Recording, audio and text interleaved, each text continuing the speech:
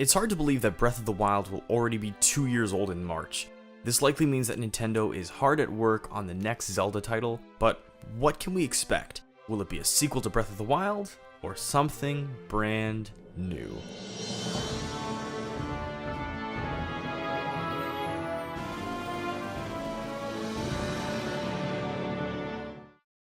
Should Zelda games have direct sequels?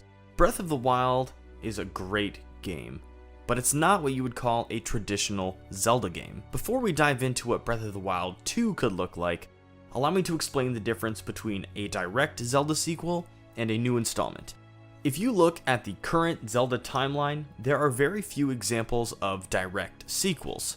You have Majora's Mask from Ocarina of Time, Zelda 2 from Zelda 1, which is a special case as those games are very different, and you have the Wind Waker trilogy, which includes Phantom Hourglass and Spirit Tracks. These aren't the only direct sequels, but these are the strongest examples of what a direct sequel is in the Zelda timeline. The majority of the timeline is focused around developing the legend rather than a story, and it begs the question, should Zelda games focus on developing the legend, or is there merit in continuing the story from a previous game? And once you make this decision, how do you build the game? Let's first begin by discussing the art style. Let's use Ocarina of Time and Majora's Mask as an example.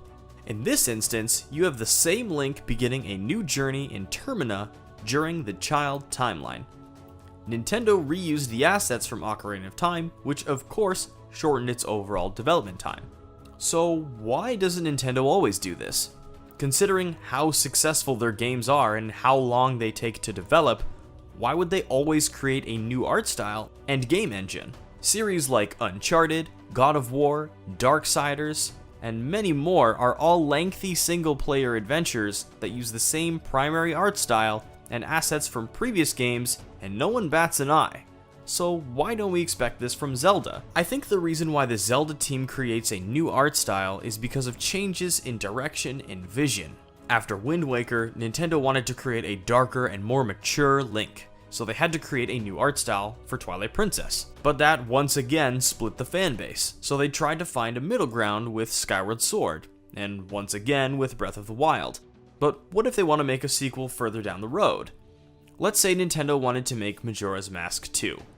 It would be silly to use the N64 assets, so would they attempt to recreate the N64 style with modern graphics, use the Breath of the Wild engine, or something new entirely? Phew, that wraps up art style, so let's discuss the story. There are 3 main variables to consider. Which Link do you use? Where will the adventure take place? And when will it take place? For this section, we're going to look at Twilight Princess. Spoiler warning for those who haven't completed the game, but the game concludes with Link slaying Ganondorf after he, of course, destroys Hyrule Castle. If you use the same Link, your options would be as follows. Link and Zelda rebuild Hyrule Castle Town and restore peace to all of Hyrule, or Link leaves Hyrule after finding out Ganon's power has been passed down to a new heir, or some other new threat comes up. If you use a different Link, then you have slightly different options. A successor to Link, either his son, grandson, or somebody else exploring the same Hyrule, defending it again from a new threat, or you could use a completely new Link. Doesn't really make sense here unless it was a prequel, but we're not talking about prequels this time.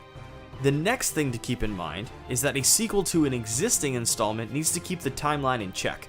If you had a prequel to Ocarina of Time, you can't have Ganondorf be the main villain, as he doesn't appear in the timeline until Ocarina of Time, and his motives are unknown to the citizens of Hyrule. So with all the details out of the way, let's try and answer the question. Should Zelda games have direct sequels?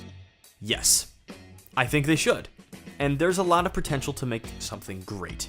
I think the next mainline installment will borrow heavily from Breath of the Wild, and I think it should. I didn't love the game, but I did wait 2 hours in the snow in Canada and put in over 30 hours within just the first weekend. So yes, I did enjoy my time with the game, but considering the number of people who miss the old formula, I foresee them going back to a more Ocarina of Time, Twilight Princess style, with a linear story and a heavier emphasis on dungeons. I'm definitely down for a more open world style, and I wouldn't mind shrines for unlocking gear and other types of abilities or heart containers, but I personally would prefer 7 to 8 dungeons and maybe 20 to 40 shrines.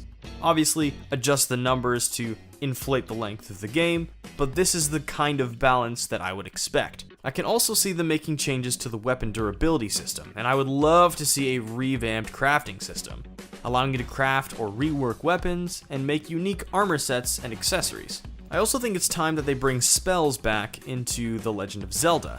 Yes, we did see the champion abilities in Breath of the Wild, but we didn't really get to see Din's Fire, Neru's Love, Farore's Wind, the things that we were used to in some of the older games. For example, Din's Fire could just replace the Fire Rod. It would have the same primary function, but it would allow you to still hold onto a melee weapon.